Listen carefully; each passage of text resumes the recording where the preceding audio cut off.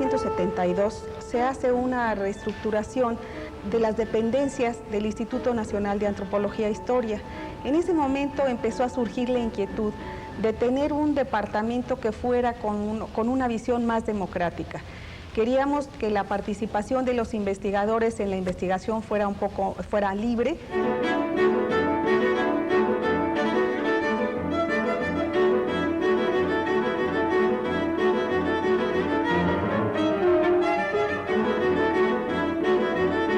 ¿Cuál era la inquietud que teníamos nosotros a la hora de formar este departamento democrático? Primero era ampliar la posibilidad de enfoques en la antropología. Todavía estaba muy fresco el acontecimiento del 68 y en donde evidentemente también en antropología el cambio era importante. Debo mencionar que nosotros en ese sentido fuimos pioneros en el instituto. Fuimos el primer departamento democrático del Instituto Nacional de Antropología. Y en algún momento, bueno, para algunos les voy a decir, éramos los grillos.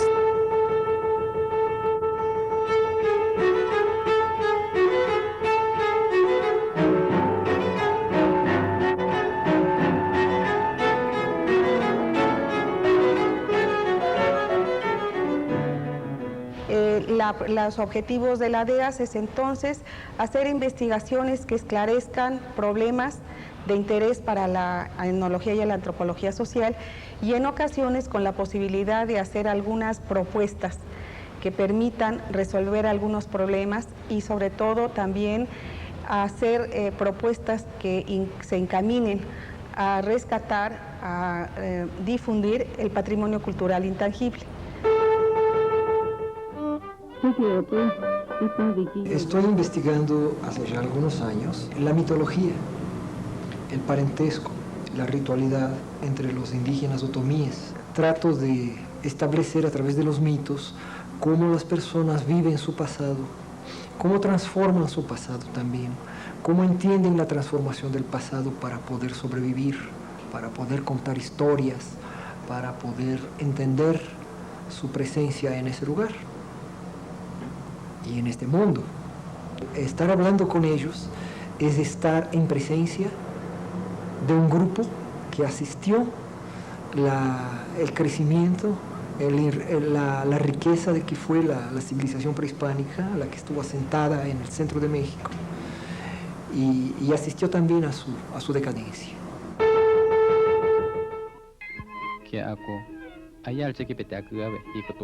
Bueno, se podría decir que el propósito de este proyecto pues es dar a conocer cuál es el estado de la educación indígena en Nayarit, sobre todo entre la etnia huichol.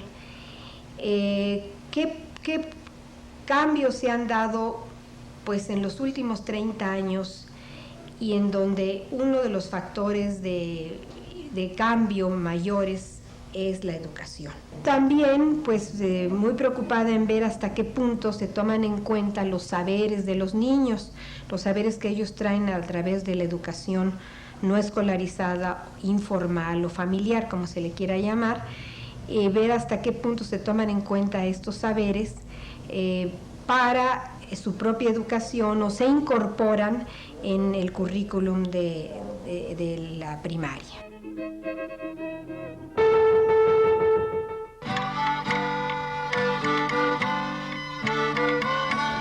Mi participación dentro del proyecto La Etnografía de los Pueblos Indígenas en el Nuevo Milenio es cubrir el área de la principal área indígena en el estado de Guerrero, que es la Mixteca Nahuatlapaneca o Montaña de Guerrero.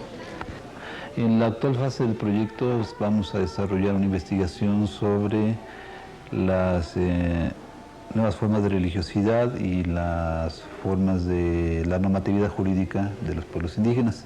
Colateralmente hemos venido desarrollando una investigación sobre documentos pictográficos, códices en el estado de Guerrero.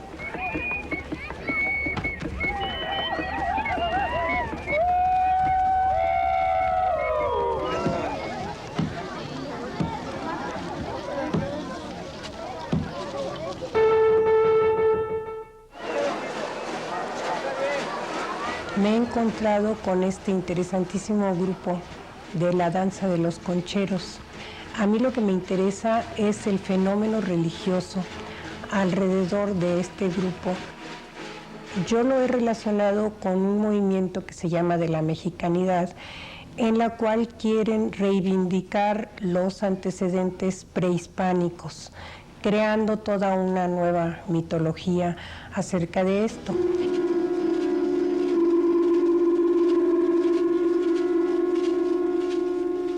Cómo se transforma este movimiento, cómo están organizados, porque tienen una organización muy compleja, muy interesante, y además todos sus rituales que llevan a cabo tanto en el día como en la noche, una búsqueda espiritual autóctona.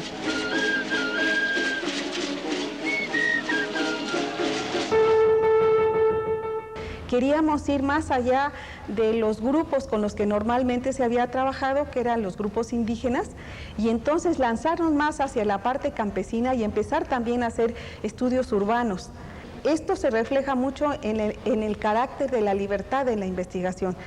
Estamos estudiando a los campesinos y su vinculación con las políticas del Estado mexicano.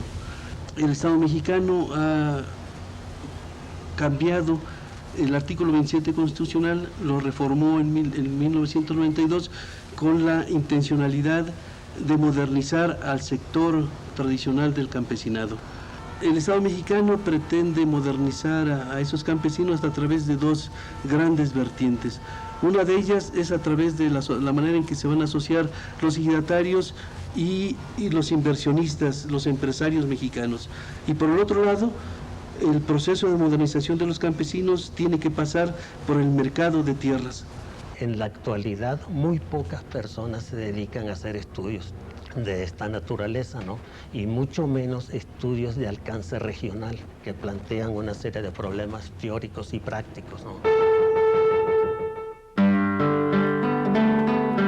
Este proyecto se llama Plegarias desde el entierro y trata sobre todo la religiosidad y la identidad de un grupo minero en el pueblo de Zimapán, Hidalgo.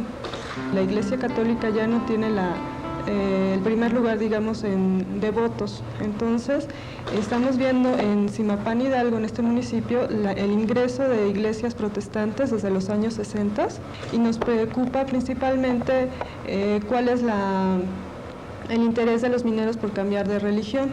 Quienes cambian de religión sufren discriminación por parte de sus compañeros, porque en estas otras religiones uno de los preceptos que se siguen es dejar las bebidas alcohólicas, no ir a fiestas, o sea, dejar varias de las cosas que en Zimapán son las formas de socialización. Están los seminarios. Los seminarios es la instancia académica que permite el intercambio con los investigadores de otros centros de trabajo que hay tanto en el interior del instituto como fuera del instituto. Y esto nos da la posibilidad de una proyección académica más amplia. Voy a hablar sobre el Seminario de Estudios de Población Afromexicana. Históricamente fue una población que llegó en el siglo XVI y XVII. En el XVII fue la mayor migración, pues, ¿no?, de los africanos a México. Venía de una región muy amplia de África, pero que es considerada como la región Bantú. Y aparte en México hubo la posibilidad de una gran mezcla con el indígena, que no pasó en otras partes de América, porque el casarse con una indígena implicaba la libertad. Nos dimos cuenta de que en el INA habían varios investigadores que trabajábamos la misma temática y no había un espacio de discusión académico, ¿no? El proyecto que tengo a mi cargo se llama La muerte entre los esclavos negros en el ingenio de San Nicolás Ayotla, Oaxaca. Se trata de averiguar cuál era la cultura tanatológica de los esclavos descendientes de africanos que hubo en ese ingenio azucarero.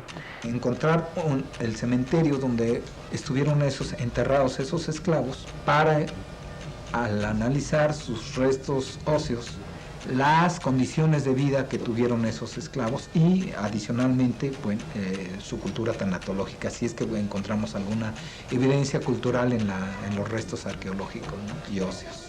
De él ya se han derivado muchas otras, digamos, aportes. La evidencia documental de que los esclavos recibían cierta paga, y en este caso una paga alta, por la cual un esclavo construyó un retablo para la pequeña capilla de la hacienda y con la cual liberó a uno de sus hijos.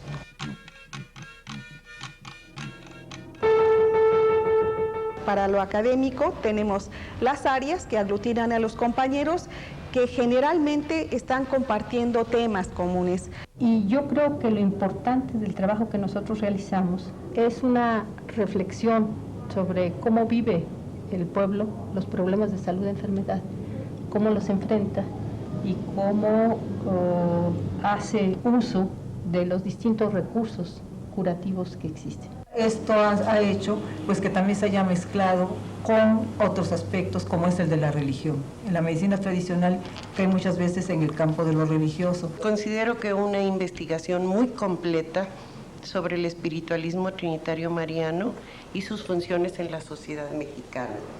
Dentro de esta religiosidad popular se inscriben los templos donde la gente va a hacerse limpias y a curarse. Entonces estos templos tienen una serie de facultades que entran en estado de trance y que curan a los enfermos que acuden a estos recintos.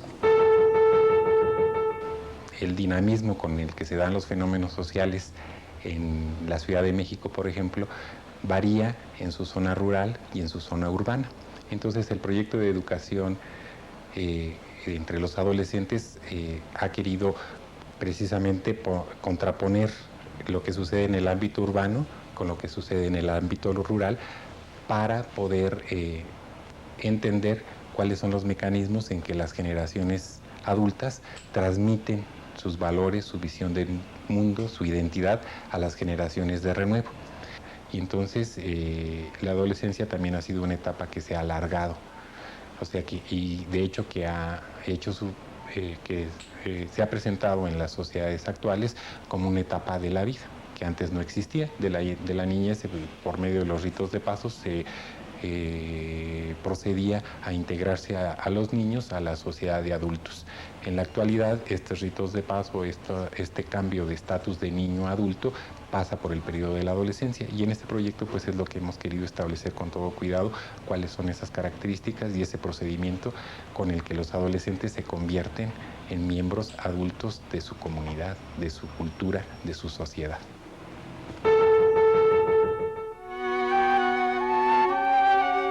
Estamos hablando de niños de 4, 8, 10, 12 años que entran en un círculo vicioso, podemos decirlo así, a la hora de llegar como migrantes. Nos ha permitido conocer sobre las necesidades, las demandas, los intereses de estos niños que llegan a caer a los centros tutelares, que llegan a vivir en las calles, que cruzan la frontera o que son parte de una familia desintegrada.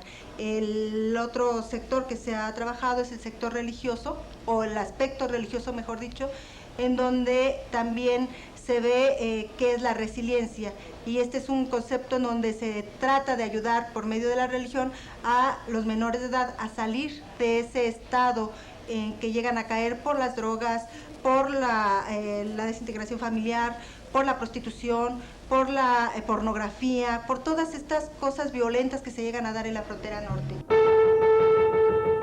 Otro objetivo también que estamos muy interesados es en hacer proyectos interdisciplinarios. Hay un interés porque nos hemos dado cuenta que, si bien es cierto, la antropología tiene un campo de trabajo muy vasto, el trabajar con otras disciplinas enriquece tanto a la otra disciplina como a nosotros y nos permite dar un panorama mucho más amplio de lo que nosotros estamos queriendo dar a conocer de la problemática de México particularmente.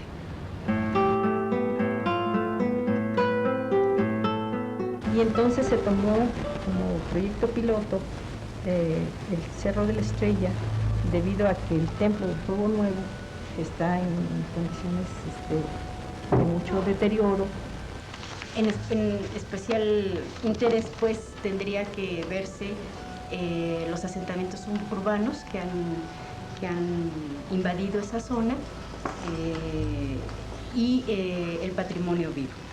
Es sentar las bases para crear la figura de zona de patrimonio cultural. Crear esta figura de zona de patrimonio cultural fortalecería la protección y la conservación de todo tipo de manifestaciones culturales de esta y de otras tantas zonas semejantes del país. Todavía hasta hace 50 años se dividían entre cazadores de patos y sembradores de chinampas. Y es que como este ecosistema lacustre era bien importante, la gente vivía de lo que el lago producía. Sus fiestas todavía forman parte de esta tradición agrícola. Nos toca también hacer la tipología arquitectónica de la arquitectura tradicional. Si bien es cierto, no cuenta con monumentos con M mayúscula como solíamos conocerla, como es el centro histórico, aquí hay una riqueza enorme de ese tipo de manifestación todavía. Y esta figura le podría dar un sustento para una proyección y una retroalimentación de las raíces y la identidad histórica, en este caso del Cerro de la Estrella. Todo patrimonio cultural, si no es vivido y si no es reconstruido por los actores sociales que están relacionados con él, es un monumento vacío y hueco. Nos están pidiendo la Secretaría de Salud que aportemos los elementos de la antropología médica para que lo incluyan en la carrera, tanto de medicina como de enfermería. Entonces organizamos una serie de eventos académicos, congresos, ya se mencionaron aquí, diplomados y cursos, que están constantemente alimentando, pues, sobre todo a los jóvenes que se inician, ya sea en el campo de la medicina, de la propia antropología, sociología y, de otras áreas afines. Este trabajo nos ha permitido en este año cumplir la 9ª jornada académica. En noviembre del 97 logramos hacer un coloquio en Oaxaca, en la ciudad de Oaxaca, donde por primera vez se logró congregar pues varios investigadores africanos. Caminar intensamente por la vía de la difusión. Para ello elaboramos artículos, ponencias, libros. Esta información se les va a pasar a las personas de Zimapán, a la industria, que es a la compañía Peñoles. La comunidad académica, que es donde vamos a plantear nuestros descubrimientos, ¿no? Pero desde luego debe de haber una difusión más amplia que es para el público en general. Siempre hay una población preferente que uno quisiera llegar, que uno quisiera enviar, que uno quisiera hablar su lengua para que pudieran leer nuestros libros y nuestros artículos, nuestra producción. Yo creo que este proyecto de adolescencia y educación va dirigido a las escuelas, a los profesores, al sistema educativo, pero también va dirigido a los padres de familia y a los mismos adolescentes, o sea, que ellos se vean reflejados en esta investigación y puedan realizar una autocrítica del impacto que tiene en los adolescentes las formas en las que los estamos preparando. Y de esta manera cumplimos con un compromiso que todo mundo de los antropólogos, por lo menos de este centro de trabajo, sabemos. Hay que regresarle a la gente algo de lo que nosotros investigamos.